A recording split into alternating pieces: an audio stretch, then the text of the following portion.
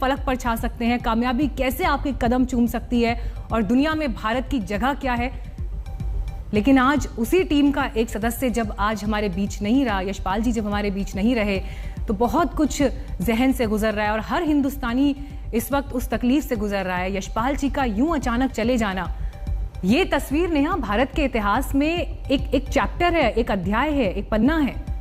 बिल्कुल एक गौरवशाली लम्हा। और कैसे देखिए मीनाक्षी, वक्त बदल जाता है, दौर बदल जाते हैं, खिलाड़ी बदल जाते हैं, लेकिन बदलता नहीं है तो वो तस्वीर, वो आंखों में जो बस गई थी जब क्रिकेट के चाहने वालों के लिए वर्ल्ड कप घर आया था।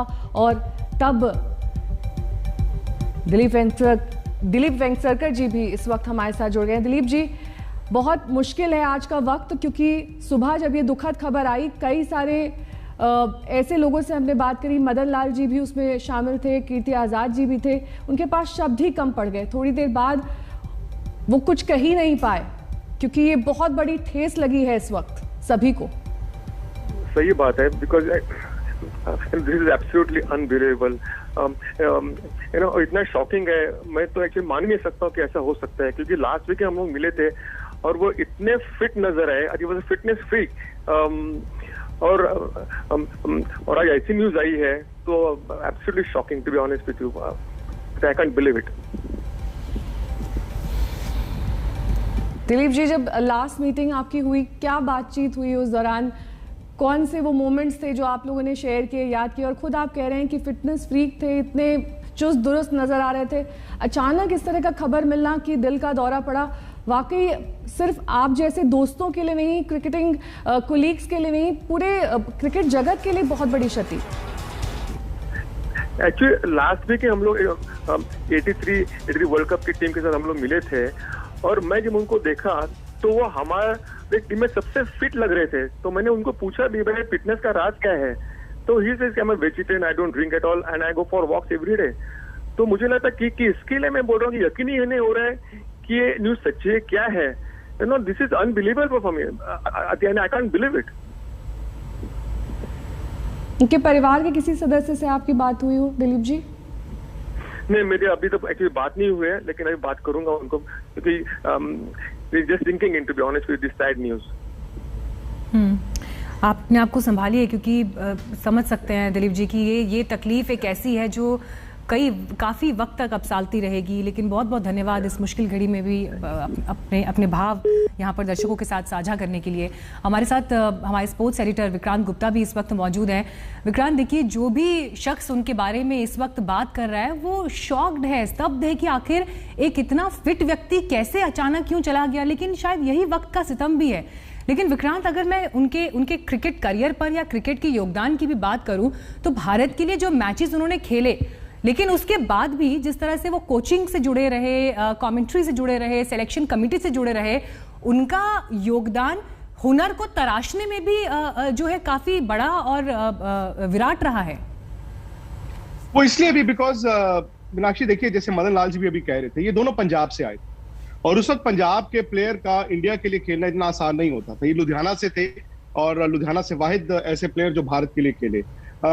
और अगर आप वर्ल्ड कप की भी बात करें ना 1983 की, तो दो बड़े जो मैच थे भारत के, जो दो बड़ी जीत थी, एक सबसे पहले मैच पे जब भारत ने वेस्ट इंडीज को हराया था, उन्होंने 89 रन बनाए थे।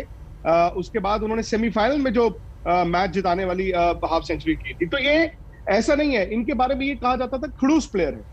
खड़ूस प्लेयर इन द सेंस कि ये शॉटें बहुत ज्यादा नहीं खेलते थे, लेकिन अपनी विकेट पर कीमत बड़ी लगाते थे। अगर आप इनके टेस्ट करियर पर भी नजर डालें तो ये इन्होंने वेस्ट इंडीज के खिलाफ अच्छा किया है, इन्होंने पाकिस्तान के खिलाफ अच्छा किया है, इन्होंने ऑस्ट्रेलिया के खिलाफ अच्छा किया, जो उस वक्त की बड़ी टीमें थी। और जैसे अभी दिलीप भाई भी कह रहे थे, क्योंकि मैं उस दिन था वहां पर 25 जून को, जब ये सब एक दूसरे के साथ थे, एक दूसरे से मजाक कर रहे थे। और यशपाल जी की उनका कैरेक्टर थोड़ा ऐसा था कि बाकी लोग जो है वो उनसे मजाक बहुत किया करते थे, कहते हैं ना कि पुल ईच अदर्स लेग। तो मुझे याद है दिलीप भाई ने वो सुबह सुबह उनको कहा, दिलीप भाई सुबह ब्रेकफास्ट करने आए थे जब उस इंटरव्यू से ठीक पहले, तो उन्होंने पूछा कि यश तुम सुबह कुछ खा के आए हो या ऐसे ही आ गए हो? तो यश पाजी ने अपना, जैसे उनकी आदत थी, बताया कि मैंने इतना जूस पिया है, मैंने इतने फ्रूट्स खाए हैं, इतने मैंने वेजिटेबल्स खाए हैं। तो मतलब मुझे वो चीजें याद आती है, जैसे दिलीप वेंगसरकर खुद कह रहे थे कि ये फिट थे। और फिट का मतलब ये नहीं है, उनका मतलब था कि जहनी तौर पर भी मुझे क्या चाहिए, क्या करना है, किस तरह। शॉकिंग इसलिए है नेहा, क्योंकि मीनाक्षी, क्योंकि मैं उनको मिला कई साल बाद था वहां पर 25 जून को, और उसके बाद जैसे मैंने बताया 4-5 दिन पहले सुबह सुबह उनका फोन आया, और उनकी आदत थी कि वो सुबह सुबह फोन करते थे। और मेरे फादर के कलीग भी थे, क्योंकि दोनों स्टेट बैंक से थे और मेरे फादर के जूनियर भी थे, तो मेरे से इतनी बात नहीं होती थी। चंडीगढ़ मेरे फादर से वो बात किया करते थे और क्रिकेट डिस्कस करते थे, होता ना पुराने जमाने की क्रिकेट डिस्कस की। उनकी सबसे बड़ी बात ये थी कि जो आपने सिलेक्टर की बात की, ये वो दौर था जब सौरव गांगुली को कप्तानी से हटाया गया था। लोग शायद इतना याद नहीं करते, जब सौरव गांगुली की कप्तानी गई थी तो उस वक्त भी यशपाल शर्मा एक सिलेक्टर थे, नॉर्थ के सिलेक्टर थे, किरण मोरे उस वक्त चीफ सिलेक्टर थे। तो बड़ा कंट्रोवर्शियल एक पीरियड था, लेकिन वहीं पर तो आपके एज सिलेक्टर एक इम्तिहान होता है।